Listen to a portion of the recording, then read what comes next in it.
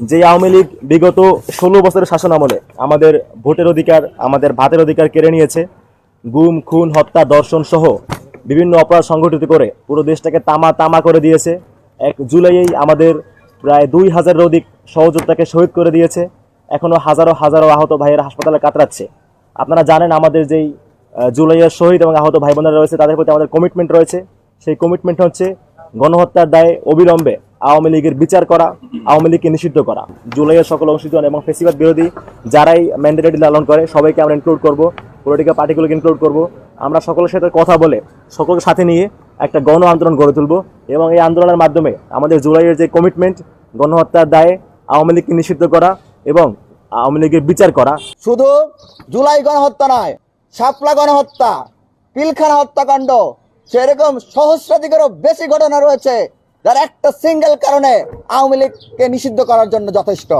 Jamuna electronics ঈদে double খুশি offer season 3, যে কোনো পণ্য কিনলেই পাচ্ছেন নিশ্চিত ঈদ উপহার। তাই আমরা সরকারের প্রতি আহ্বান জানাবো, জনগণকে বোকা বানানোর চেষ্টা করবেন না।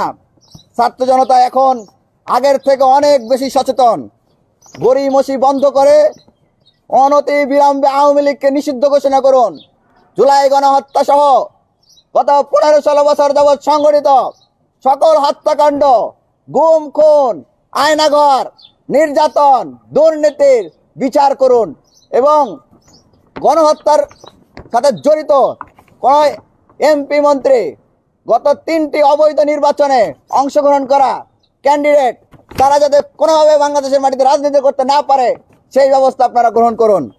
যদি আপনারা সেটি না করে ছাত্র জনতার বিরুদ্ধে অবস্থান গ্রহণ করেন, জুলাই শহীদদের রক্তের সাথে বেইমানি করে আওয়ামী লীগকে পুনর্বাসন করার দুঃসাহস দেখান, তাহলে আপনাদেরকেও এই ভয়াবহ আওয়ামী লীগের মতো ভয়াবহ পরিণতির কথা আপনাদের স্মরণ রাখা উচিত। আমরা গত কয়েকদিন যাবৎ গণহত্যাকারী আওয়ামী লীগ নিষিদ্ধকরণ আন্দোলন গঠন করে আওয়ামী লীগ নিষিদ্ধ এবং জুলাই গণহত্যার বিচারের দাবিতে ধারাবাহিকভাবে আন্দোলন চালিয়ে যাচ্ছি। আওয়ামী লীগ নিষিদ্ধ ও গণহত্যার বিচারের দাবিতে ছাত্র জনতার মধ্যে ঐক্যমত্য রয়েছে বলেই আমাদের বিগত কর্মসূচিগুলোতে ছাত্র জনতার স্বতঃস্ফূর্ত অংশগ্রহণ ছিল।